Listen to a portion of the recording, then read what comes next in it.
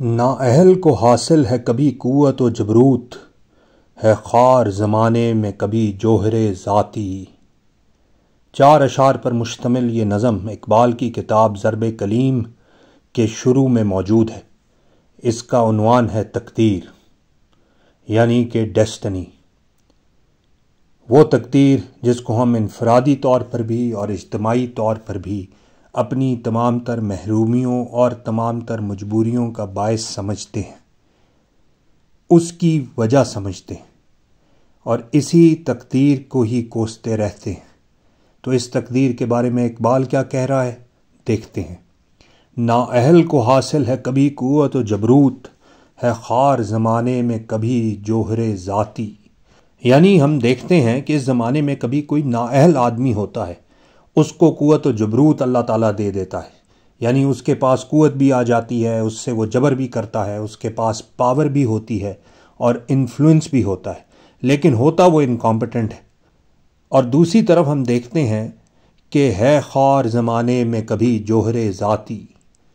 جوہر ذاتی کا مطلب ہے ذاتی طور پر قابل ہونا، یعنی کہ اس زمانے میں کبھی ایسا بھی ہوتا ہے کہ جو بڑا قابل اور ٹیلنٹڈ اور بہت کمپیٹنٹ آدمی ہوتا ہے وہ ذلیل و خوار ہو کے رہ جاتا ہے۔ ہم اگر اپنے ارد گرد نظر دوڑائیں تو ہم دیکھیں گے کہ بہت سے افراد جو انفرادی طور پر بہت قابل ہیں، بہت بریلینٹ ہیں، وہ لوگ زمانے کے حساب سے خوار ہو کر رہ گئے، اور کبھی ہمارے حساب سے جو اتنے پڑھے لکھے یا اتنے ٹیلنٹڈ یا اتنے پروفیشنل آدمی نہیں ہوتے، وہ بڑی بڑی پوزیشنز پر پہنچ جاتے ہیں۔ تو اقبال بھی اسی حقیقت کی طرف اشارہ کر رہا ہے کہ نااہل کو حاصل ہے کبھی قوت و جبروت، ہے خوار زمانے میں کبھی جوہر ذاتی۔ آگے وہ کہتا ہے کہ شاید کوئی منطق ہو نہاں اس کے عمل میں، تقدیر نہیں تابع منطق نظر آتی۔ منطق کا مطلب ہوتا ہے لاجک، اور نہاں کا مطلب ہوتا ہے چھپا ہونا یا چھپا ہوا۔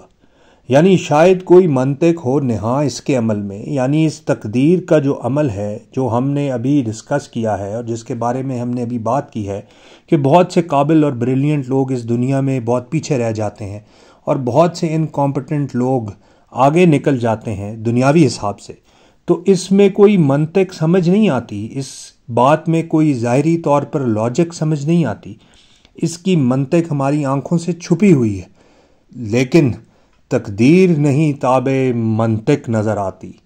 اقبال کہہ رہا ہے کہ یہ جو تقدیر ہے اس کے لیے منطق وہ نہیں ہے جو ہمارے لیے ہے۔ یعنی ہمارے لیے تو یہ لاجک ہے کہ ایک بریلینٹ آدمی کو آگے جانا چاہیے اور ایک جو ناٹ سو بریلینٹ آدمی ہے اس کو نسبتاً اتنا آگے نہیں ہونا چاہیے، لیکن یہ جو منطق اور لاجک ہمارے ذہنوں میں ہے، کم از کم تقدیر اس کے تابع نہیں ہے۔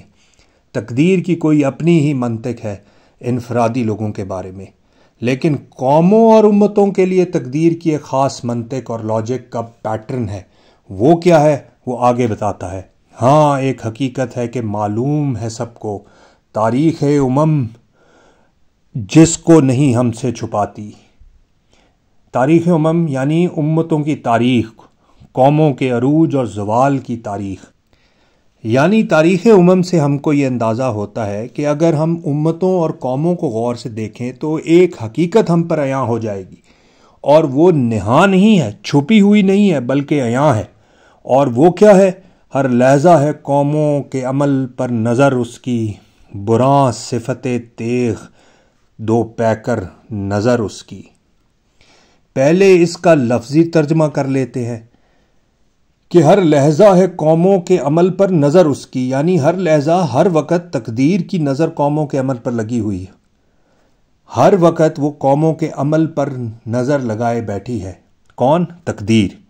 وہ ہر وقت قوموں کو سکروٹنائز کر رہی ہوتی ہے، اور براں صفت تیغ دو پیکر نظر اس کی۔ تیغ براں کا مطلب ہوتا ہے نہایت تیز تلوار، براں تیز کو کہتے ہیں۔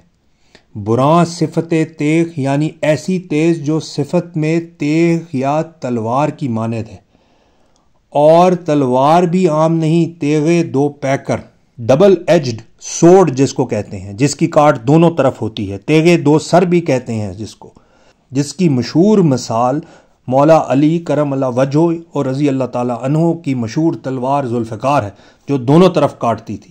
تو اقبال کہہ رہا ہے کہ قوموں کے لیے تقدیر کی نظر تیز اور براں ہے اس تلوار کی مانند جو تیغ دو پیکر ہو، براں صفت تیغ دو پیکر نظر اس کی۔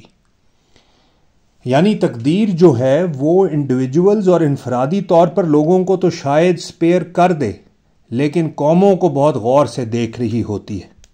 کسی فرد کا تو تکا لگ سکتا ہے کہ وہ بہت قابل نہ بھی ہو تو کامیاب ہو سکتا ہے، بہت محنت کیے بغیر بھی کوئی فرد سکسیسفل ہو سکتا ہے، لیکن یہ لبرٹی تقدیر کسی بھی صورت قوموں کو نہیں دیتی۔ یعنی قوم وہی اوپر جائے گی جو محنت کرے گی، سوز جگر پیدا کرے گی، آرزو کرے گی اور پھر اس کی جستجو بھی کرے گی، پھر ہی وہ ڈیزرو کرے گی کہ تقدیر ایسی قوم کو اوپر جانے دے۔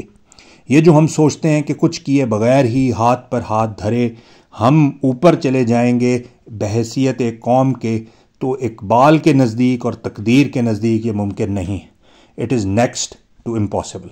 یہ مطلب ہے کہ جب اقبال کہتا ہے کہ ہاں ایک حقیقت ہے کہ معلوم ہے سب کو، تاریخ جس کو نہیں ہم سے چھپاتی، ہر لحظہ ہے قوموں کے عمل پر نظر اس کی، براں صفت تیغ دو پیکر نظر اس کی۔ تو اقبال کے نزدیک قوموں کے لیے تقدیر بہت رتھلس ہے۔